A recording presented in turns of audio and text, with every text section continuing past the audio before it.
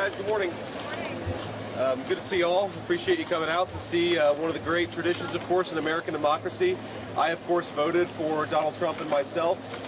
So did my wife, and we also, for all the locals out there, we voted for Bernie Moreno for the United States Senate. And if you want the policies of Donald J. Trump in the United States Senate, then Bernie Moreno is the only candidate in this race who I think is the candidate of peace and prosperity for the United States Senate. So I hope people will get President Trump over the finish line. I hope people here in Ohio will get Bernie Moreno over the finish line. Look, I feel good. You never know until you know, but I feel good about this race. I felt good about my own race a couple of years ago when I voted in this exact same spot.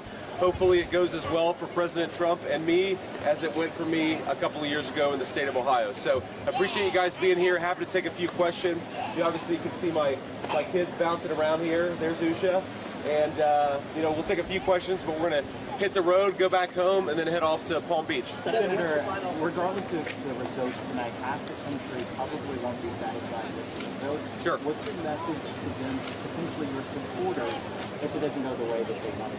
Well, look, I think our message is, first of all, we do expect to win, but obviously no matter who wins, half the country, as you said, is going to be at least partially disappointed. I think my attitude is the best way to heal the rift in the country is to try to govern the country as well as we can, create as much prosperity as we can for the American people, and remind our fellow Americans that we are all fundamentally on the same team however we voted. I certainly hope you vote for Donald J. Trump today. I think that his policies are going to promote peace and prosperity for our citizens. But if you vote the wrong way, in my view, I'm still going to love you. I'm still going to treat you as a fellow citizen. And if I am lucky enough to be your vice president, I'm going to fight hard for your dreams and for your family over the next 4 years. No, look, I'm way too superstitious to think about those things. Let's get this election over the finish line. Let's make Donald J. Trump the president-elect, and then we'll worry about what happens afterwards.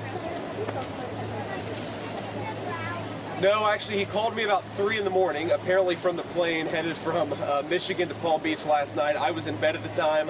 I haven't been able to talk to him this morning. I was going to call him as soon as I woke up, but when I realized that he got back home around 5:30 last night, I decided hopefully he's asleep, and so I'm not going to call him. I'll certainly talk to him probably on the way to the airport or when we land.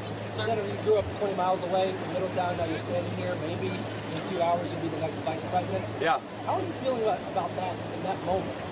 Here to here, and possibly second in command. Look, it's an amazing thing. My heart is just overwhelmed with gratitude to the generosity of the American people. The fact that I'm standing here is very much a testament to the fact that we live in the greatest country in the history of the world.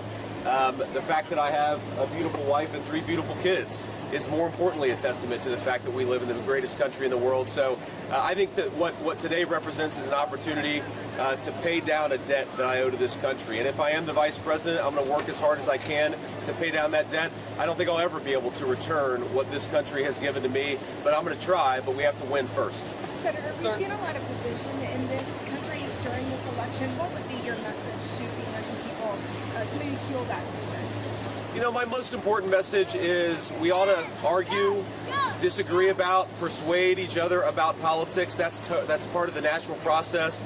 But we can't discard friends and we can't discard family members. I think that if we all just recognize this basic principle, that we ought to love people, we ought to be friends with people, we ought to be family members with people, regardless of their politics, that would do a lot to heal the division. I know myself, I've had a lot of friends, not a lot, I've had a few friends who have cast their friendship aside because I decided that I wanted Donald J. Trump to be the winner in the last election and in this election. I think that's a tragedy, and I'm not going to follow that example. I'd say to everybody, whether you're voting for Donald Trump or voting for Kamala Harris, remember, friends and family, that stuff is what really, really matters. We ought to be kind to one another. We ought to treat each other with respect. And fundamentally, what we're trying to do, President Trump and I, is just build the kind of country where our fellow Americans can achieve their dreams. But that's all of our fellow Americans, regardless of who they vote for. We'll take one more question. With the recent polling in Iowa over the weekend showing Harris ahead, are you concerned at all that this could potentially lead to over states like Ohio? No, I'm not too worried about that. Look, one outlier poll doesn't change what we've seen on the ground. We feel very good about the energy. We feel very good about the early vote.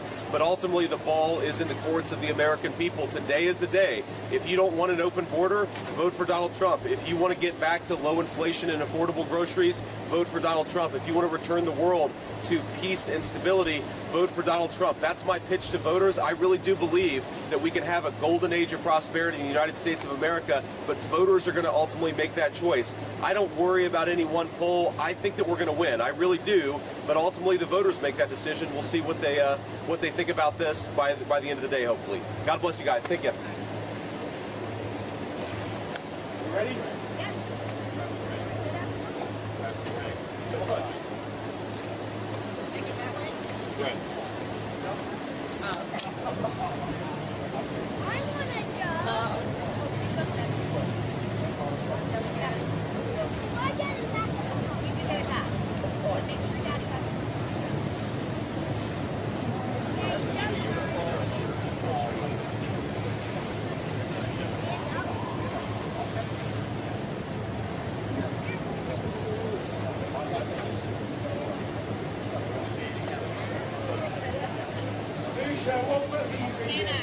Oh, this is Vance.